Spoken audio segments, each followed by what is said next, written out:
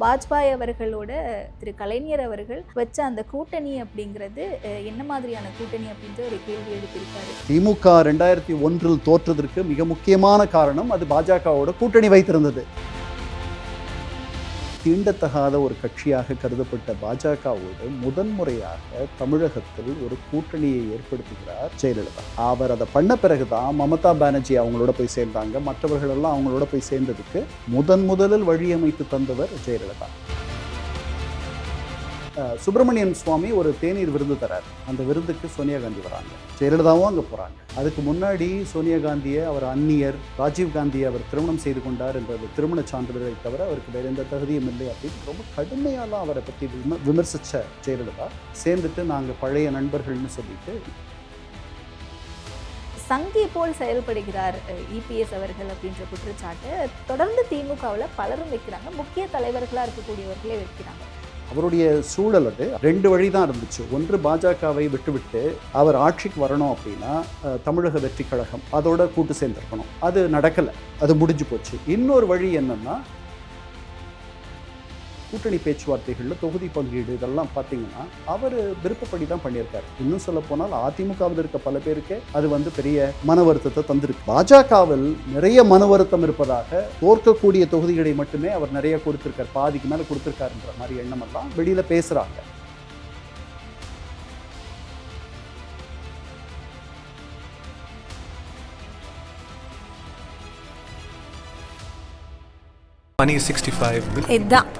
இது மட்டும்தான் பனியன்னா milky mist, only milky mist. Aachi masala, எந்த சமையலும் ருசி தேடும் ரகசியம். 20 ரூபாய். வணக்கம் சார். வணக்கங்கம்மா. தமிழ்நாடு அரசியல் களம் சூடு பிடிக்க தொடங்கியிருக்கு. எல்லாருமே பிரச்சாரத்தை மேற்கொள்ள ஆரம்பிச்சிட்டாங்க. முக்கிய தலைவர்கள், முதலமைச்சராக இருக்கட்டும், எதிர்க்கட்சி தலைவர்களாக இருக்கட்டும், எல்லாருமே அந்த வகையில் பிரச்சாரத்தின் போது ரொம்ப காரசாரமான குற்றச்சாட்டுகளை முன்வைக்கிறதா இருக்கட்டும், இல்லை காரசாரமான மேனிஃபெஸ்டோவை அள்ளி வீசுறதா இருக்கட்டும் மக்கள் மத்தியில் அப்படிங்கிறது இயல்பாக போய்கிட்டு இருக்கும்போது, சமீபத்தில் இபிஎஸ் அவர்கள் பேசினதும் முதலமைச்சர் அவர்கள் பேசினதும் இன்னைக்கு பெரும் பேசு பொருளாகி இருக்கு. வாஜ்பாய் அவர்களோட திரு கலைஞர் அவர்கள் வச்ச அந்த கூட்டணி அப்படிங்கிறது என்ன மாதிரியான கூட்டணி அப்படின்ற ஒரு கேள்வி எழுப்பியிருக்காரு. இபிஎஸ் அவர்களை முதலமைச்சர் அவர்கள் சங்கி அப்படின்னு சொல்ல போய் இந்த விவாதம் அப்படியே தொடருது. அந்த டைம் பீரியட்ல 2001 பாஜகவும் திமுகவும் கூட்டணி வச்ச சமயத்துல என்ன நடந்துச்சு சார் தமிழக அரசியல் களத்துல?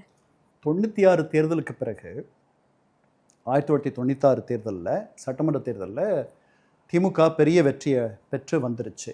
அவங்க காங்கிரஸ்லேருந்து பிரிஞ்சு தனியாக தமிழ் மாநில காங்கிரஸ்ன்ட்டு ஒரு புதிய இயக்கத்தை கண்ட மக்கள் தலைவர் இவர் மூப்பனாரோட கூட சேர்ந்து அவர்கள் வென்றார்கள். அந்த நேரத்தில் பிஜேபி 1996 தேர்தலில் தனி பெரும் கட்சியாக வந்திருக்கு. பிஜேபி பக்கம் காற்று வீசுது. ஏன்னா அதுக்கு முன்னாடி நரசிம்மராவ் 5 ஆண்டு ஆட்சி பண்ணும் பொழுது நிறைய ஊழல் புகார்கள். அதுவே ஒரு சிறுபான்மை அரசு, அவருக்கு பெரிய அறுதி பெரும்பான்மை இல்லை. வெளியிலிருந்து சில பேர் தாங்கி பிடிச்சாங்க. அவங்களுடைய ஆதரவெல்லாம் வாங்குறதுக்காக அவர்களுக்கு கையூட்டு கொடுத்தார், பணம் கொடுத்து வாங்கினார் அப்படின்ற பேச்செல்லாம் இருந்துச்சு. நிறைய சிக்கல்கள், நிறைய ஊழல் புகார்கள். அப்போ தான் அந்த பங்கு சந்தை விழுந்தது, எல்லாம் நடந்துச்சு. அதனால் மக்கள் ஒரு பெரிய அதிருப்தியில் இருந்தார்கள் காங்கிரஸ் ஆட்சியின் மீது. அதனால் இது வந்துச்சு. இந்த தேவகவுடா, அதுக்கப்புறம் நம்ம இவர் குஜ்ரால். ஆனால் பிஜேபி பக்கம் காற்று வீசுகிறது என்பதை அரசியலில் வீழ்ந்திருந்த ஜெயலலிதா கணிக்கிறார். அவர் 98 இந்த 2 அரசும் விழுந்து, தேவகவுடா விழுந்து, குஜ்ரால் விழுந்த பிறகு ஒரு இடைத்தேர்தல் வருது. இப்போ இடைத்தேர்தல் தான், அதாவது மிட் டேர்ம் போல்னு சொல்லுவோம் இல்லையா? இப்போ புதிய ஒரு நாடாளுமன்றத்தை உருவாக்கக்கூடிய ஒரு தேர்தல் 5 ஆண்டுகளுக்கு முன்பாகவே வந்துடுது. அந்த தேர்தலில் அதுவரை தீண்டத்தகாத ஒரு கட்சியாக கருதப்பட்ட பாஜகவோடு முதன்முறையாக தமிழகத்தில் ஒரு கூட்டணியை ஏற்படுத்துகிறார் ஜெயலலிதா. அவர் அதை பண்ண பிறகுதான் மமதா பானர்ஜி அவங்களோட போய் சேர்ந்தாங்க. மற்றவர்கள் எல்லாம் அவங்களோட போய் சேர்ந்ததுக்கு முதலில் வழியமைத்து தந்தவர் ஜெயலலிதா. அப்ப இன்னைக்கு வைக்கக்கூடிய குற்றச்சாட்டு திமுக வைக்கலையா பாஜகவோட கூட்டணி அப்படின்ற மாதிரி தான் இருக்கு. அடுத்த வருஷம் நடக்கும். அது அடுத்த வருஷம் நடக்கும். அப்ப முதல்ல தமிழகத்துல பாஜகவோட கூட்டணி வச்ச கட்சி அதிமுக. ஆமா, அவர்கள் வைத்த கூட்டணிக்கும் அப்பவும் பிரதமர் முகமாக பாஜக தரப்பில் இருந்தது வந்துட்டு வாஜ்பேயி தான். அவர் வந்து ஒரு மாடரேட், ஒரு மிதவாதி. அவர் வந்து ஆர்எஸ்எஸ்ல இருந்து தொடங்கியவர் தன்னுடைய அரசியல் வாழ்க்கை என்றாலும் கூட அவர் வந்து ஆர்எஸ்எஸ்னுடைய அடிப்படை கொள்கைகளை எல்லாம் எடுத்து அவர் மனப்பூர்வமாக தன்னுடைய ஆன்மா என்று அவர் சொன்னாலும் கூட அவர் ஒரு நடைமுறைவாதி, அதாவது பிரெக்மட்டிஸ்ட். அவர் சமரசங்களை செய்து கொள்பவர் அப்படின்ற ஒரு எண்ணம் அவரை பற்றிய ஒரு பிம்பம் இருந்துச்சு. அவங்களோட இவங்க உடன்பாடு வைக்கிறாங்க. வச்சுட்டு வேறு சில பாமக இவங்களோடலாம் வந்து சேர்ந்து, மதிமுக இவங்களோடலாம் சேர்ந்து அந்த தேர்தலை சந்திக்கிறார்கள். 98 தேர்தலில் இந்த 40 இடங்களில் 39 இடங்களில் 30 இடங்கள் கூட்டணி கட்சிகளோடு அதிமுக வென்று விடுகிறது. அங்கே திருப்பி பாஜக இந்த அம்மையார் நினைச்ச மாதிரியே தனி ஒரு பெரும் கட்சியாக வந்திருக்கு. ஆனால் அதற்கு வெளியிலிருந்து கூட்டணி கட்சிகள் ஆதரவு இருந்தால் தான் அதை அரசமைக்க முடியும். ஓகே, இது நிலைமை. பாஜகவுக்கு அடுத்த பெரிய கூட்டணி கட்சி, இவ்வளவு நிறைய பேரை வச்சிருக்கிற கட்சி யாருன்னா அதிமுக. 30 பேர் கூட்டணி கட்சிகளோட சேர்ந்து 30 பேர் இருக்காங்க. ஸோ மார்ச் 19, 1998 முதன்முறையாக பிரதமர் ஜெயலலிதா ஆதரவோடு பிரதமராக பொறுப்பேற்கிறார் வாஜ்பேயி. அந்த அரசு வந்து ஒரு 13 மாதங்களுக்கு 2 நாள் முன்னாடி ஏப்ரல் 17, 1999 விழுந்துருது, ஜெயலலிதா ஆதரவை விலக்கி கொண்ட பிறகு. இந்த 13 மாதங்களில் ஜெயலலிதா அம்மையார் வாஜ்பேயையும் பாஜகவையும் படுத்தி எடுத்து விட்டார். தன் மீது இருந்த ஊழல் குற்றச்சாட்டுகள் எல்லாம் முதல்ல வந்து திமுக, இங்கிருந்த திமுக அரசை கலைக்கணும்னு சொன்னாங்க. 96 திமுக ஆட்சிக்கு வந்திருக்கீங்க, திருப்பி கலைக்கணும்னு சொன்னாங்க. அதனால் அவங்களால கலைக்க முடியல. ஏன் கலைக்க முடியலன்னா, கலைச்சிட்டா அந்த கலைச்ச பிறகு அந்த கலைப்பை நாடாளுமன்றத்தினுடைய 2 அவையும் 3ல் 2 பங்கு பெரும்பான்மையோடு ஒத்துக்கணும், இல்லைன்னா கலைப்பு செல்லாது. அதனால் அவங்கக்கிட்ட அப்படி இல்லை. அவங்கக்கிட்ட நாடாளுமன்ற மேலவையில் 3ல் 2 பங்கு பெரும்பான்மை இல்லை. அதனால் அது முடியாத போயிடுச்சு. இதை ஏன் இவங்க கலைக்க சொன்னாங்கன்னா, இவங்க மேலே நிறைய ஊழல் புகார்கள் இருந்துச்சு, தனி நீதிமன்றங்கள் அமைச்சிருந்தாங்க. இவங்க வந்து திமுக ஆட்சி போய் வந்துட்டா இவர்களுடைய அரசு வந்துடும்.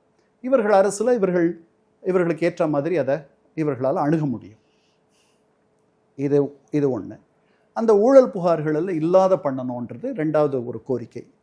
இதற்காக அம்மையார் வந்து இது ஒரு பெரு நெடுங்கதை, அதனால் அது உள்ள நம்ம போய் பார்க்க வேண்டாம். இப்போது அவங்களுக்குள்ள வந்து அவர்களுக்கு பெரிய அழுத்தம் கொடுத்துட்டே இருந்தாங்க. அவங்களால அது முடியலை. இப்படி இருக்கும் பொழுது அந்த அரசு விழுந்துருது. ஒரு நாள் பிரதமர் கடைசியாக ஏப்ரல் 15, 16 ஜெயலலிதா அம்மையார் 5 நாள் டெல்லிக்கு போகிறாங்க. அதுக்கு முன்னாடி பலமுறை வந்து அவர்கள் ட்ரம்ப் மாதிரி நான் உங்களை வந்து கற்காலத்திற்கு கொண்டு போயிடுவேன்ட்டு முந்தா நாள் சொன்னார். ஈரானை அப்படி குண்டு போட்டு உங்களை கற்காலத்திற்கு கொண்டு போய் விடுவேன்னு சொன்னார். அந்த மாதிரி ஜெயலலிதா அம்மையாரும் உங்கள் அரசை கவிழ்த்துருவேன்னு சொல்லிட்டு பல நேரங்களில் அச்சுறுத்தி அவர்களுக்கு வேண்டியதெல்லாம் கேட்டு பண்ணுவாங்க. ஓகே, இப்போ வந்து உறுதியாக இந்த அரசு வந்து ஒரு அபாய கட்டத்தில் இருக்குன்னு சொல்லிட்டு பிரதமராக நானே வந்தாலும் வருவேன்னு இங்கே சொல்லிட்டு சென்னையிலேருந்து வண்டி ஏறி டெல்லி போயிடுறாங்க. போயிட்டு 5 நாள் அங்கே இருக்காங்க. பிரதமர் அவங்களுக்காக தனியாக ஒரு விருந்து தரார் வாஜ்பேயி, தனியாக அவங்களுக்கு மட்டும். அதுக்கப்புறம் அவங்களுடைய ஹோட்டல் ஸ்வீட், அவங்களுடைய ஹோட்டலினுடைய பெரிய அறையில் பிரதமருடைய மருமகன், பிரதமருக்கு குழந்தைகள் கிடையாது, அவர் வந்து ஒரு தத்து எடுத்த ஒரு பெண் இருக்காங்க, அந்த பெண்ணினுடைய கணவர், அவர் வந்து போய் ஜெயலலிதா அம்மையாரை ஹோட்டல் ஸ்வீட்டில் பார்க்கிறார். அம்மையார் எதுக்கு அங்கே போயிருக்காங்கன்னா, பாஜக கூட்டணி கட்சிகளுடைய தோழமை அமைச்சரவை கட்சிகளுடைய ஒருங்கிணைப்பு கூட்டத்திற்கு கலந்துக்கிறதுக்காக போயிருக்காங்க. போயிட்டு அடுத்த நாள் விருந்து, அடுத்த நாள் மாலையில் அவர் வந்து பார்க்கிறாரு மருமகன். அதற்கு அடுத்த நாள் இந்த சோனியா காந்தி ஒரு தேநீர் விருந்து தராங்க. அதாவது சோனியா காந்தி இல்லை, சுப்பிரமணியன் சுவாமி ஒரு தேநீர் விருந்து தரார். அந்த விருந்துக்கு சோனியா காந்தி வராங்க, ஜெயலலிதாவும் அங்கே போகிறாங்க. அதுக்கு முன்னாடி சோனியா காந்தியை அவர் அந்நியர், அவர் வந்து இங்கே பிரதமராக ஆகணும்னு நினைக்கிறதெல்லாம் ரொம்ப தப்பு, அவருக்கு வந்து என்ன பெரிய தகுதி இருக்குது, ராஜீவ்காந்தியை அவர் திருமணம் செய்து கொண்டார் என்ற அந்த திருமண சான்றிதழை தவிர அவருக்கு வேறு எந்த தகுதியும் இல்லை அப்படின்ட்டு ரொம்ப கடுமையாலாம் அவரை பற்றி விமர்சித்த ஜெயலலிதா சேர்ந்துட்டு நாங்கள் பழைய நண்பர்கள்னு சொல்லிட்டு இது வந்து ஒரு அரசியல் பூகம்பத்தை ஏற்படுத்தும்னு சொல்கிறாங்க. அதாவது எவ்வளவு நிலையற்ற ஒரு போக்கு அவர்கள் கடைபிடித்தார்கள் அந்த நேரத்தில் நீங்கள் பார்க்கலாம். ஸோ இப்போ வந்து இது நடக்குது. இது நடக்கும் பொழுது இந்த மாதிரி இவர்கள் இந்த மாதிரி அச்சுறுத்தி போகிறதுனால எனக்கு தேதிகள் சரியாக நினைவில்லை, ஏப்ரல் 9ன்னு நினைக்கிறேன், முறையாக இவர்கள் பாஜக அரசுக்கு கொடுத்து வந்த ஆதரவை திரும்ப பெற்றுக்கொள்கிறார்கள். இப்போ பாஜக அரசு சிறுபான்மை அரசாக மாறிடுது. பொதுவாக அது மேலே வைக்கிற குற்றச்சாட்டு வந்து அது பெரும்பான்மை மக்களுக்காக உழைக்கிற பெரும்பான்மை அரசுன்றது. நான் முதன்முறையாக சிறுபான்மை அரசாக மாறிவிடுகிறது. அந்த சிறுபான்மை அரசுக்கு இப்போ வந்து ஆதரவு தேவை. இப்போ அவங்க நீங்கள் நினைக்காத ஒரு விஷயத்த பண்ணுறாங்க. அத்வானி ஏப்ரல் 9 கலைஞர் கருணாநிதிக்கு ஃபோன் செய்கிறார். ஃபோன் செஞ்சு ஆதரவு கேட்குறாரு. டெல்லியிலேருந்து பேசுகிறார். ஏப்ரல் 10 பிரதமரே பேசுகிறார் கலைஞர் கருணாநிதி கிட்ட. கலைஞர் கருணாநிதி ஏற்கனவே சொல்லியிருக்கார், வாஜ்பேயி ஒரு உயர்ந்த மனிதர், ஆனால் தவறான சித்தாந்தம் உள்ள ஒரு கட்சியில் இருக்கிறார் அப்படின்னு முன்னாடியே சொல்லியிருக்கார். அவர் மேலே ஒரு பெரிய மரியாதை அவருக்கு உண்டு. வாஜ்பேயி பாஜகவினுடைய ஒரு முகமூடி, ஒரு மிதவாத முகமூடின்ட்டு கோவிந்தாச்சாரியார்னு சொல்லிட்டு ஆர்எஸ்எஸ்னுடைய தமிழகத்தைச் சேர்ந்த கோவிந்தாச்சாரியா பொதுச் செயலாளராக இருந்தவர். அவர் சொல்லியிருக்கார், இவர் வந்து மஹூட்டா, ஹிந்தியில் வந்து அது முகமூடி. ஸோ இவங்க 2 பேரும் ஃபோன் பண்ணுறாங்க. இவங்க 2 பேர் ஃபோன் பண்ண அடுத்த நிமிஷம் இனிமேல் ஒட்டும் இல்லை உறவும் இல்லை பாஜகவுடன்ட்டு ஏப்ரல் 12 அறிவிச்சிடுறாங்க ஜெயலலிதா. முடிஞ்சு போயிடுது. முடிஞ்சு போன பிறகு இப்போது அங்கே நம்பிக்கை வாக்கெடுப்பு நடக்கணும். நம்பிக்கை வாக்கெடுப்பில் திமுக என்ன மாதிரி வாக்களிக்கும்? ஆதரவு, பாஜகவுக்கு ஆதரவு. எதுக்கு ஆதரவு தரணும்? அவர்கள் தான் பரதேசிகள், பண்டாரங்கள், நாட்டில் வந்து மத நல்லிணக்கத்தை கெடுப்பவர்கள், வித்தியாசங்களை வளர்ப்பவர்கள் அப்படின்லாம் சொல்லியிருக்காரு கலைஞர் கருணாநிதி முன்னாடி. எதுக்கு இப்போ வந்து ஆதரவு தெரிவிக்கணும்? கூட்டணிக்கான பேச்சுவார்த்தையை முன்னெடுத்திருக்காங்கல்ல சார். கூட்டணியில் ஆதரவு கேட்டு ஃபோன் பண்ணுறாங்க. ஓகே, அவ்வளோதான். கூட்டணியெலாம் இல்லை. இப்போ எதுக்கு இவ்வளவு சித்தாந்த எதிரிகள்னு சொல்லிட்டீங்க நீங்கள், அதுக்கப்புறம் என்ன? தவறான சித்தாந்தத்தில் இருக்கக்கூடிய ஒருத்தர் சொல்கிறீங்க, அவர்களுடைய அரசு விழப்போது நீங்கள் அதை வரவேற்கத்தானே செய்யணும். அப்போ தான் முரசொலி மாறன் சொல்கிறாரு, ஜெயலலிதா இருக்கக்கூடிய, கலைஞர் கருணாநிதி சொல்கிறாரு, ஜெயலலிதா இருக்கக்கூடிய அணியில் நாங்கள் இருக்க முடியாது. அப்போது காங்கிரஸோட நெருக்கமாக ஜெயலலிதா போகிறாங்க, அப்போ அங்கே இருக்க முடியாது. அப்போ வேறு என்ன பண்ணுறது? அப்புறம் இந்த அரசை வந்து காப்பாற்றணும். அதுக்கு முன்னாடி என்ன சொல்லியிருக்காரு, நித்திய கண்டம் பூர்ண ஆயுசாக இருக்குது இந்த பிஜேபியோடைய கதை, இந்த அம்மையார் அப்படி படுத்துகிறாங்க, எப்படி அவங்க ஆட்சி பண்ண முடியும் அப்படின்லாம் அவங்களுக்கு பரிவாக பேசுகிறார். பேசிட்டு நான் இன்னும் முடிவு பண்ணலை அப்படின்லாம் சொல்கிறார். ஆனால் நம்பிக்கை வாக்கெடுப்பில் முதன்முறையாக திமுக அவர்களுக்கு ஆதரவாக வாக்களிக்கிறது. இதுவே வந்து ஒரு மிகப்பெரிய திருப்பம். இது வந்து பல பேருக்கு பிடிக்கலை. பல திமுகவினுடைய சிறுபான்மை ஆதரவாளர்களுக்கு அவர்களுக்கு இந்த முடிவு, திமுகவினுடைய இந்த முடிவு பிடிக்கலை. குறிப்பாக யாருக்கு பிடிக்கலைன்னா கருப்பையா மூப்பனாருக்கு பிடிக்கலை. அவர் கூட்டணி கட்சியினுடைய தலைவர், அவருக்கு துளியும் அதில் வந்து உடன்பாடு இல்லை. மாறன் போய் அவரை பார்த்து பேசுகிறாரு. திருப்பி இவங்க 2 பேரும் வந்து கலைஞரும் மூப்பனாரும் பேசுகிறாங்க. அது சரியாக வரலை. அதனால் இப்போ வந்து மூப்பனார் திமுகவிலிருந்து இப்போ அந்நியப்பட்டு போகிறார். அந்த நம்பிக்கை வாக்கெடுப்பில் இவங்க ஆதரவு கொடுத்த பிறகும் ஒரு வாக்கு வித்தியாசத்தில் வேறு காரணங்களால் அந்த அரசு விழுந்துருது. இப்போ திருப்பி ஒரு தேர்தல் வரப்போகுது. இந்த தேர்தல் வரும் பொழுது இப்போ பாஜகவோட திமுக கூட்டணி வைக்க வேண்டிய ஒரு சூழல் இருக்குது. ஏற்கனவே ஆதரவு தெரிவித்தாச்சு. பாஜகவினுடைய மதவாதத்தை விட மிக கேடானது ஜெயலலிதாவினுடைய ஊழல் அப்படின்ட்டு ஒரு ரொம்ப பிரபலமான ஒரு வாசகத்தை கலைஞர் கருணாநிதி சொன்னார். அவங்களுடைய கட்சியினுடைய பொதுக்குழு கூடி, பொதுக்குழுவா செயற்குழுவான்னு தெரியல எனக்கு, தமிழகத்திற்கும் இந்திய நாட்டிற்கும் மிகப்பெரிய கேடு, மிகப்பெரிய தீமை ஜெயலலிதான்ட்டு ஒரு வாசகம் வரக்கூடிய ஒரு தீர்மானத்தை இயற்றி நேஷ்னல் டெமோக்ராட்டிக் அலையன்ஸ் NDA இப்போ என்டிஏன்னு நம்ம சொல்கிறோம் ஆமா, இல்லையா, ஆமா. அப்போ அதுக்கு என்ன பேருன்னு தெரியல. அவர்களோட கூட்டணின்னு சொல்லிட்டு பாஜகவோட கூட்டணின்னு சொல்லவே இல்லை. ம் அந்த அந்த மொத்தமாக அந்த கதம்ப கூட்டணி இருக்கு இல்லையா, ம், ம். வேற சில கட்சிகளும் அதில் இருக்காங்க. ஆமா ஆமா ஆமா அந்த மாதிரி இப்போ நேஷனல் டெமோக்ராட்டிக் அலையன்ஸ், என்டிஏ, தேசிய ஜனநாயக முன்னணின்னு நம்ம இங்க சொல்றோம். ஆமா, அதில் யாரெல்லாம் இருக்கா? பாமக இருக்கு, அந்த அமமுக கூட்டணியில் இருக்காங்க, தெலுங்கு தேசம் நிறைய இருக்கு, பேர் இருக்காங்க. தெலுங்கு தேசம் இருக்கு, எல்லாம் இருக்கு. பாஜகவோட கூட்டணின்னு சொன்னா தான் அது கொஞ்சம் சிரமமா இருக்கும், துன்பமா இருக்கும். தேசிய ஜனநாயக கூட்டணியோட கூட்டணின்னும் பொழுது பெரிய அவ்வளவு சிரமமா இருக்காது. ஸோ அந்த மாதிரி சொல்றாங்க. சொல்லிட்டு அவங்களுடைய தேர்தல் அறிக்கையில் சிறுபான்மையினருக்கு எந்த கேடும் நடக்க விடாமல் நாங்கள் தடுப்போம், அப்படி நடக்குமானால் நாங்கள் தான் முதல்ல அவங்களுக்காக பாதுகாக்கிறதுக்காக போராடுவோம்னு அந்த தேர்தல் அறிக்கையில் திமுக சொல்லிச்சு. அந்த தேர்தலில் மிகப்பெரிய அவர்கள் 3/2 பங்கு இடங்களை வென்றார்கள். ம். இதுதான் கதை. ஓகே. ஆனால் இங்கே இப்போ இருக்கக்கூடிய சூழல் எடுத்துப்போமே சார், சங்கி போல் செயல்படுகிறார் இபிஎஸ் அவர்கள் அப்படின்ற குற்றச்சாட்டு தொடர்ந்து திமுகவில் பலரும் வைக்கிறாங்க, முக்கிய தலைவர்களாக இருக்கக்கூடியவர்களே வைக்கிறாங்க. அதற்கான ஒரு பதிலடியாக தான் திரு இபிஎஸ் அவர்கள் பேசுகிறார். அப்போ கலைஞர் அவர்கள் போய் நிற்கலையா அப்படின்ற மாதிரி அதற்கான விளக்கம் நீங்கள் கொடுத்துருக்கீங்க. அவங்களா இந்த இனிஷியேட்டிவ் எடுத்தாங்க அப்படின்ற மாதிரி. அப்போ இப்போ இருக்கக்கூடிய அதிமுகவினர் பாஜக விட்ட சரணாகதி அடைந்துட்டாங்க, கட்சியை அடகு வச்சுட்டாங்க பாஜகவில் அப்படின்னு சொல்லக்கூடிய குற்றச்சாட்டுகள் அப்போதைய சினாரியோக்கும் இப்போதைய சினாரியோக்கும் பொருந்துமா? இல்லை, 2 பார்க்கலாம். 2 விதமாக நான் இதுக்கு கருத்து சொல்ல விரும்புகிறேன். முதல்ல அதிமுக பாஜகவிடம் சரணாகதி அடைந்து விட்டார்கள்னு நான் நினைக்கல. அதுக்கு அதை முதல்ல அதை பார்க்கறதுக்கு முன்னாடி நாம அந்த பாஜக என்பது வேறா, வாஜ்பேயி கிட்ட இருந்த பாஜக வேறா, இந்த பாஜக வேறா அப்படின்னா உண்மைதான், வேறு தான்.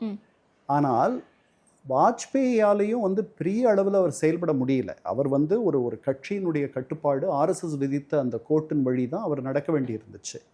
கோத்ரா அவர் பிரதமராக இருந்தபோது தான் நடந்துச்சு. அப்போ அதுக்கு துரதிருஷ்டவசமானது, இப்படி நடந்திருக்கக்கூடாதுன்னு சொன்னார். அதுக்கப்புறம் குஜராத்தில் மோடி, அப்போ முதல்வராக இருக்கார் மோடி, அவரை வச்சுக்கிட்டே ராஜ தர்மப்படி நடக்கணும், அரச தர்மப்படி. அதை என்னென்னா யாரையும் வேறுபடுத்தக்கூடாது, ஜாதி மதம் ஏழை பணக்காரன் இப்படி எந்த வித்தியாசமும் இல்லாத ராஜ பரிபாலனம் பண்ணுறாங்க இல்லையா, அரசு நடத்துகிறாங்க இல்லையா, அந்த அரசன் மாதிரி நீ நடந்துக்கணும் அப்படின்லாம் சொன்னார். ஆனால் அவரால் மோடியை எதிர்த்து பெரிய நடவடிக்கை எடுக்க முடியல, அதை தடுத்துட்டார் அத்வானி. அதனால் அவர் ஒரு மிதவாதியாக இருந்தாலும் பல சமரசங்களை அவர் செய்து கொண்டார். அவர் இருக்கும்பொழுது தான் சாவர்கருடைய படமும் நாடாளுமன்றத்தில் அவர்களை திறந்து வச்சாங்க. அதனால் இதெல்லாமே அவருடைய தலைமையில் மிதவாதி என்று நாம் நம்புகிற வாஜ்பேயி பிரதமராக இருந்த பாஜகவில் தான் அதெல்லாம் நடந்துச்சு. ஆனால் அதை விட அதிதீவிர ஒரு மத சித்தாந்தத்தை கொண்டது இந்த அரசு, அதில் எந்த சந்தேகமும் நமக்கு வேண்டாம். ஸோ அதனால் அதுக்கும் இதுக்கும் வித்தியாசம் இருக்கானா இருக்குது, கொஞ்சம் இருக்குது. ஆனால் அவரும் பல சமரசங்களை செய்து கொண்டார். அவர் மட்டும்தான் அதில் மிதவாதி. ஏன்னா அவ்வளவு பேர், மீதி அத்தனை பேரும் அவ்வளவு தீவிரவாதிகளாக இருந்த ஒரு நிலை அது. Okay okay. ஸோ அது இப்போ சரணாகதியான்ட்டு நான் சரணாகதின்னு நினைக்கல. ஒரு அரசியல் தலைவராக நான் சொல்கிறேன், கட்சியை அடகு வைத்துட்டாங்க இல்லை அப்படி இல்லைன்னு நினைக்கிறேன் நான். ஏன்னா நீங்கள் கூட்டணியில் பாருங்கள், முதல்ல அவர்கள் முதல்ல இந்த கூட்டணியை வேண்டான்னு சொல்லிட்டு வெளியே போயிட்டார் 24. ஏன் வெளியே போனார்? ஒரு காரணம் நீங்கள் இவங்களை கூப்பிட்டுக்கணும், ஓபிஎஸ்ஸை திருப்பி சேர்த்துக்கணும், டிடிவியை திருப்பி சேர்த்துக்கணும், அவங்கள சேர்த்துக்கணும், இவங்களை சேர்த்துக்கணும்லாம் சொல்லி பேசி அதெல்லாம் அப்படிலாம் சேர்த்துக்க முடியாது, எங்கள் கட்சியை நாங்கள் எப்படி நடத்துகிறோமோ அப்படி தான் நடத்துவோம்னு சொல்லிட்டு அந்த கூட்டணியை வேண்டான்னு சொல்லிட்டார்.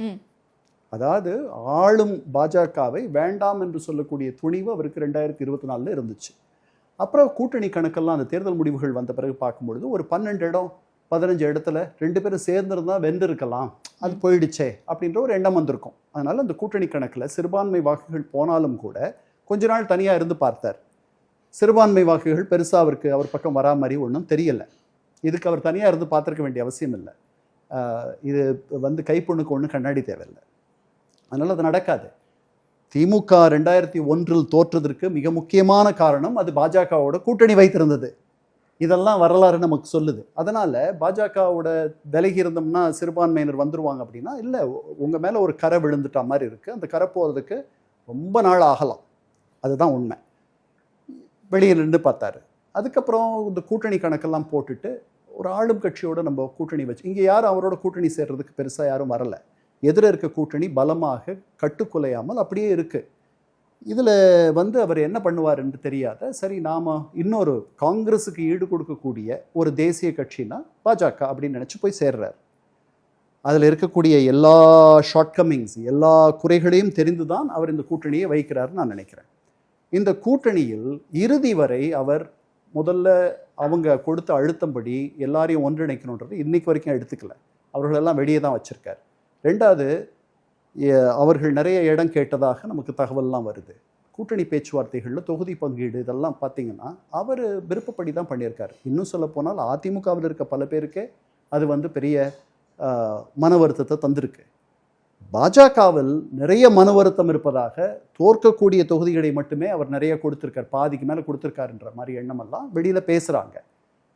அதனால் அவர் சரணாகதி அடைந்து விட்டார், அதிமுகவை அடகு வைத்து விட்டார் அப்படின்னு நான் நினைக்கல. அவருடைய சூழல் அது. அவருக்கு வந்து 2 வழி தான் இருந்துச்சு. ஒன்று, பாஜகவை விட்டுவிட்டு அவர் ஆட்சிக்கு வரணும் அப்படின்னா விஜயனுடைய தமிழக வெற்றி கழகம் அதோட கூட்டு சேர்ந்துருக்கணும். அது நடக்கலை, அதனால் அது முடிஞ்சு போச்சு. இன்னொரு வழி என்னன்னா, தனியாக மீண்டும் இந்த அதிமுகவை எல்லாரையும் வெளியில் போன அத்தனை பேரையும் அரவணைச்சு இந்த அதிமுகவை மீண்டும் மீட்டெடுக்கணும். அதுக்கு வந்து அவருக்கு வந்து 71 வயதுன்னு நினைக்கிறேன். அதுக்கான ஒரு இளமையோ அல்லது அதற்கான சக்தியோ ஆற்றலோ அவரிடம் இருப்பதாக அவர் இந்த வயதில் இருக்கும்னு நான் நினைக்கல. அதுக்கான வயது அவருக்கு இல்லை. ஒரு 50களில் அவர் அதை செய்யலாம். அதனால் அவருக்கு தெரிஞ்ச இருக்கிறதுல இந்த வழி தான் அவருக்கு இருக்குது, வேறு வழி கிடையாதுன்றதுனால அந்த வழியை எடுத்திருக்கத்தான் நினைக்கிறேன். ஓகே, பட் கூட்டணியை பொறுத்த வரைக்கும் அந்த காலத்தில் கலைஞர் அவர்கள் இந்த கூட்டணிக்கு தலைமை தாங்கினார். தமிழகத்தில் இந்த கூட்டணியை அவர் தான் தூக்கி பிடிச்சிருந்தாரு. இப்போ அப்படி கிடையாது அப்படின்னு சொல்கிறாங்களே. ஸோ அப்போ அது இபிஎஸ் அவர்களுடைய ஆளுமையே கேள்வி கேட்கக்கூடிய அளவுக்கு இல்லை, அப்படிலாம் இல்லை. அப்படிலாம் 2 தடவை அவர் டெல்லி போனார், வந்தார். கலைஞரும் பலமுறை போயிருக்காரு டெல்லிக்கு. நாம் 1980 பேசணும். இதுக்கு முன்னாடி அந்த கூட்டணி வந்து இங்கிருந்து கலைஞர் கருணாநிதி டெல்லிக்கு போய் தானே இந்திரா காந்தியை பார்த்தார். அதனால் அப்படியெல்லாம் பார்க்க வேண்டிய அவசியம் இல்லை. அப்புறம் மற்றவர்கள்லாம் பாமகவிலிருந்து மற்றவர்கள் எல்லாருமே அவங்களுடைய அதிமுக அலுவலகத்துக்கு வரணும்னு சொல்லிட்டார். அவர்களெல்லாம் வந்தார்கள். உள்துறை அமைச்சராக இருக்கக்கூடிய ஒருவரை அந்த கட்சியினுடைய 2வது ஒரு பெரிய இடத்துல ஒரு இயக்குனர் மாதிரி செயல்படுற, சீஃப் ஆப்ரேஷன்ஸ் ஆஃபீஸர் மாதிரி செயல்படுற செயல் தலைவராக இருக்கக்கூடிய அமித்ஷாவை அவர் டெல்லியில் போய் பார்க்கிறார் அப்படின்றதுல வந்து அதனால் சரணாகதி அடைஞ்சிட்டார் அப்படின்றதெல்லாம் வந்து நான் அப்படி நினைக்கல. ஓகே, ஆனால் இன்னைக்கு இருக்கக்கூடிய சூழலை பொறுத்த வரைக்கும் இப்போ பெரும்பாலும் இருக்கக்கூடிய தலைவர்கள் சங்கி அப்படின்ற ஒரு வார்த்தையை குறிப்பாக பயன்படுத்துகிறாங்களே சார். இப்போ இந்த சங்கி அப்படிங்கிறத எப்படி புரிஞ்சுக்கலாம்? எக்ஸாக்டாக சங்கினா என்ன சார்? ஏன் அது விமர்சனத்துக்காக பயன்படுத்துகிறாங்க? அதுவும் குறிப்பாக பாஜகவாக இருக்கட்டும், ஆர்எஸ்எஸ்ஸாக இருக்கட்டும், இல்லை அவங்களோட கூட்டணி வைக்கக்கூடிய நபர்களாக இருக்கட்டும், அவங்கள ஆதரிக்கக்கூடியவர்களாக இருக்கட்டும், அவங்களே விமர்சனம் செய்ய இந்த வார்த்தை பயன்படுத்துதே. ஆர்எஸ்எஸ்ஸும் வந்து ஒரு சமூக இயக்கம், ஆர்எஸ்எஸ் திராவிடர் கழகம் மாதிரி ஒரு இயக்கம்னு கலைஞர் கருணாநிதி சொல்லியிருக்காரு அந்த கூட்டணியில் இருந்தபோது. அதுக்காக அவர் பெரிய விமர்சனத்திற்கு உள்ளானார். சரிதானா? அதனால் சங்கி, அவங்க முன்னாடி சங்கியா இல்லை, இப்போ சங்கி ஆயிட்டாங்க. சங்கினா என்ன? இந்துக்கள் மட்டுமே பெரிய அளவில் வெற்றி பெற வேண்டும், இது வந்து ஒரு இந்து நாடாக இருக்க வேண்டும், இதில் இந்து வந்து முன்னணியில் இருக்க வேண்டும், மற்றவர்களெல்லாம் பின்னாடி இருக்கணும் அப்படின்னு நினைக்கிறவர்கள் சங்கிகள்னு வச்சுக்கலாம். எல்லாரும் ஒன்றாக வளரணும், எல்லாரும் சமமாக இருக்கணும், அதில் மதம் என்பது ஒரு பெரிய அளவுகோலாக இருக்கக்கூடாதுன்னு நினைக்கிறவங்க சங்கியற்றவர்கள், மதச்சார்பற்றவர்கள். ஓகே, அன்னைக்கும் பாஜக அப்படி தான் இருந்துச்சு. இந்த அளவுக்கு வீரியமாக அது செயல்படலை. இன்றைக்கும் அப்படி தான் இருக்குது. இன்றைக்கி ரொம்ப வீரியமாக இருக்காங்க. எந்த அளவுக்கு வீரியமாக இருக்காங்கன்னா, எனக்கு தெரிஞ்சு 2022க்கு பிறகு ஒரு முஸ்லீம் கூட இந்த அமைச்சரவையில் இல்லை, மத்திய அமைச்சரவையில். ஒரே ஒரு போன நாடாளுமன்ற தேர்தலில் ஒரே ஒரு முஸ்லிமை மட்டும்தான் நிறுத்தினாங்க. அந்த அளவுக்கு வெளிப்படையாகவே அவர்கள் இந்த வேறுபாட்டை கடைபிடிக்கிறார்கள். அதனால் முன்ன வந்து ஒரு சின்ன அளவில் கொஞ்சம் சமரசம் செய்து கொள்வார்கள். கொஞ்சம் இவங்களை நிறுத்துவாங்க, அவங்கள நிறுத்துவாங்க. இந்த அரசு கூட 2022 வரைக்கும் ஒரு முக்தார் நக்வி, அவர் முழு கேபினட் அந்தஸ்து உள்ள அமைச்சராக இருந்தார். அவர் மாநிலங்களவையிலிருந்து தேர்ந்தெடுக்கப்பட்டவர். அது முடிஞ்சு போச்சு. அதனால் அந்த பதவி போயிடுச்சு. அதுக்கப்புறம் எம்ஜே அக்பர்னு சொல்லிட்டு துணை வெளியுறவு அமைச்சராக இருந்தார். அவருடைய மாநிலங்களவையும் முடிஞ்சது. அதனால் அதுவும் போயிடுச்சு. இன்றைக்கி எந்த முஸ்லிம்களும் அவங்க இல்லை. அது 2022க்கு பிறகு ஏற்பட்டிருக்கிற நிலை. அதனால் முன்னாடிக்கும் இப்போதைக்கும் வித்தியாசம் இருக்குது, உறுதியாக இருக்குது. இதுதான் இன்னைக்கு இது அவருக்கு என்ன சொல்கிறது, இது அதனால் வந்து அப்போ அவர்கள் சங்கிகள் இல்லை அப்படின்னு சொல்கிறது வந்து கொஞ்சம் அது வந்து எப்படி சொல்கிறது, கொஞ்சம் நாம் அதிகமாக எக்ஸ்ட்ராபொலேட்டுன்னு சொல்லுவாங்க. இதில் ஒன்றுத்துலேருந்து ஒன்றை புரிஞ்சுக்கிறது, அந்த மாதிரி அதிகமாக நாம் புரிஞ்சுக்கிறோன்னு தோணுது. தெளிவான விளக்கங்களை கொடுத்தீங்க. அடுத்தடுத்து பேசும் நேரத்திற்கு நன்றி சார்.